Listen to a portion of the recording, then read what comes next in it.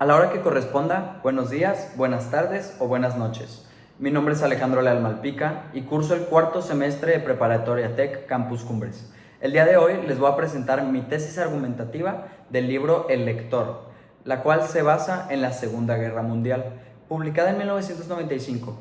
Esta novela, que es de contexto histórico realista, aborda diferentes temas como el perdón, la reconciliación generacional entre la primera generación de la Segunda Guerra Mundial y la segunda generación de la Segunda Guerra Mundial en Alemania, así como también la reconciliación de esta Alemania con todo el mundo.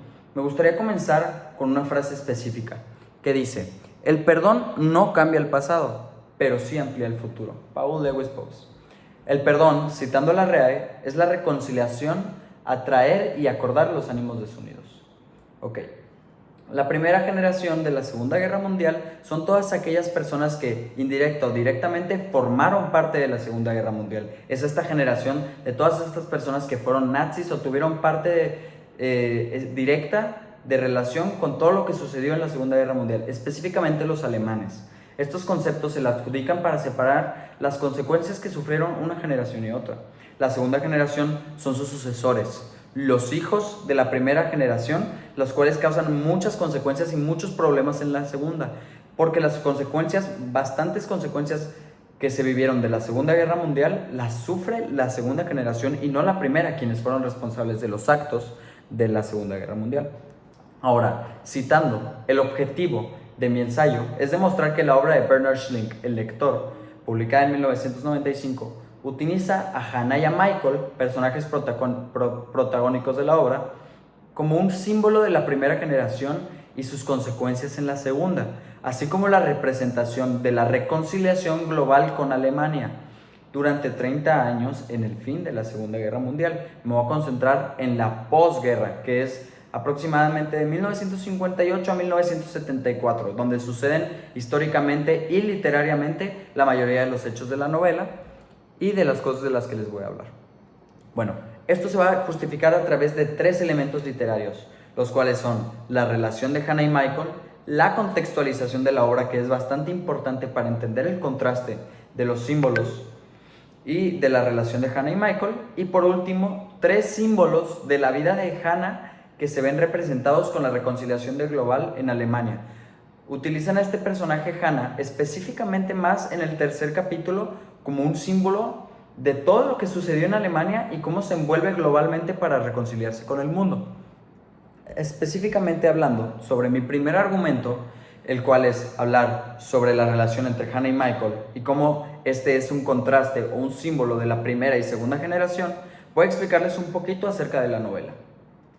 Michael es el personaje protagónico y Hannah es un personaje principal, pero al final el más importante es Michael, ya que también es el narrador. Todo se ve a partir del punto de vista de Michael, quien es una persona de la segunda generación y Hannah es de la primera generación. Se conocen mientras él tiene 16 años y ella ya tiene 36. Su diferencia de edades es bastante grande, pero esto no les impide comenzar una relación de noviazgo, una relación amorosa que fue creciendo bastante, pero a la medida que crecía y se iban conociendo todavía más, esto afectaba más en su relación. ¿Por qué? Porque iban descubriendo cosas que uno no quería descubrir del otro y iban chocando bastante por su choque de generaciones. Específicamente, ya que el choque de generaciones entre la primera y segunda generación de la posguerra tenía una relación complicada. Muchas veces la primera generación no le decía o no le contaba todo lo que había sucedido a la segunda generación, pero la segunda generación dependía económicamente de la primera, ya que pues normalmente se depende económicamente de tus padres.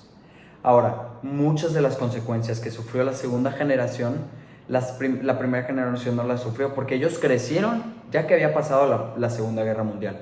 La segunda generación, representada a través de Michael, sufre bastantes problemas que tuvo Alemania también, ya sean económicos, sociales, políticos o incluso humanidades. Muchos problemas en la cabeza, ya que tenían muchos problemas para crecer económicamente, tener una buena vida o una vida estable. Porque esto pasa por todos los problemas que tuvo Alemania al terminar la Segunda Guerra Mundial, una guerra gigantesca, pero al final ellos no habían tenido absolutamente nada de la culpa de lo que pasaba. Pero así dice, porque Michael dice así, porque igual sentía que ellos que tenían algo de culpa. Señalar a otros con el dedo no nos eximía de nuestra vergüenza, pero sí la hacía más soportable, ya que permitía transformar el sufrimiento pasivo en descargas de energía, acción y agresividad. ¿A qué se refiere esto? Esta segunda generación, a través de Michael, nos explica que no se eximían de su vergüenza o no se eximían de su culpa a través de señalar, nosotros no fuimos, la primera generación lo hizo, pero sino una manera de protegerse y liberar toda esta energía de frustración y de sufrimiento, de todas las consecuencias que tenían y que no eran suyas. Pero al fin y al cabo las culpas y las consecuencias iban a seguir ahí. Pasando un poquito más a la contextualización, que no es bastante larga, simplemente cabe recalcar que la primera generación no tuvo tantas consecuencias tan feas como las de la segunda y ellos fueron los culpables directamente. Ahora, vamos a hablar más de la reconciliación global con Alemania y su relación con el personaje principal Hannah, explicada a través de diferentes 3 símbolos. El primer símbolo se ve al final de la primera parte de la obra y al principio de la segunda. Regresándome un poquito acerca de la relación entre Hannah y Michael, ellos continuaron su relación y hay un punto en el que Hannah desaparece por completo. Pasa el tiempo, Michael ya es bastante grande y comienza a estudiar Derecho. Él está en sus clases de Derecho y para esto empiezan los juicios nazis. Los juicios nazis, donde juzgaban a todas las personas de la primera generación, sucedieron alrededor de 1962 y 1964, dentro del contexto histórico y también literario. Ahora, pasaron muchos años, como bien mencioné, y Michael asiste a un juicio en el cual descubre que Hannah es nazi. Él no lo sabía y hasta ahí lo descubre. Descubre que era una guardiana de los campos de concentración de la Segunda Guerra Mundial. Esto es bastante impactante para Michael. ¿Y esto por qué es un símbolo?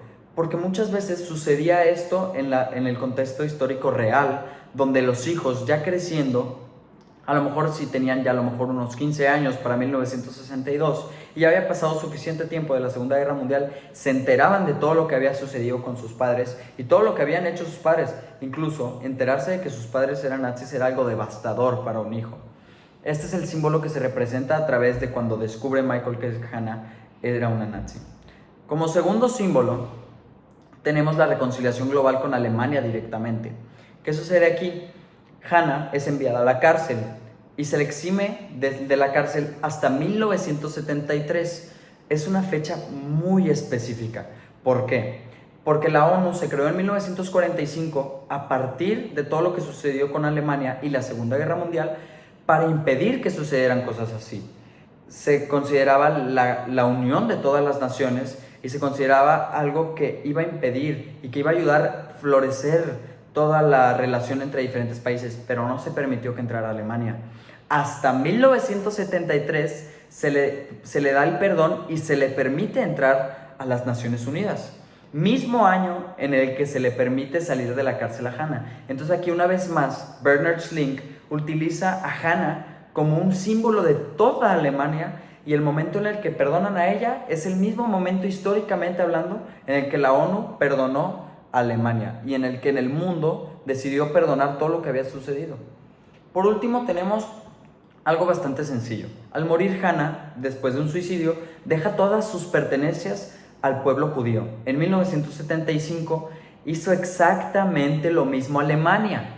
Es por esto que se ve otra vez más el símbolo que Hannah es para toda Alemania. Sin necesidad legal de darles dinero a los judíos, alguna compensación monetaria, o algo por lo cual compensar todo lo que les hicieron en la Segunda Guerra Mundial, Hannah les envía todas sus pertenencias. Y esto mismo lo hace Alemania y sigue siendo constante en la que el gobierno alemán le sigue dando compensaciones como formalidad de respeto y una disculpa a todo lo que hicieron en la Segunda Guerra Mundial. Entonces aquí se utiliza una vez más, se comprueba una vez más el símbolo. Para concluir, se comprobaron todos los elementos literarios cuales fueron mencionados y estos 3 argumentos con 3 símbolos nos permitieron demostrar que en la lectura, en la obra del lector, se demuestra la reconciliación global de la Alemania implícitamente y la relación directa entre la primera y segunda generación a través de los personajes Hannah y Michael y cómo se desenvuelven estos a través de toda la obra. Muchas gracias.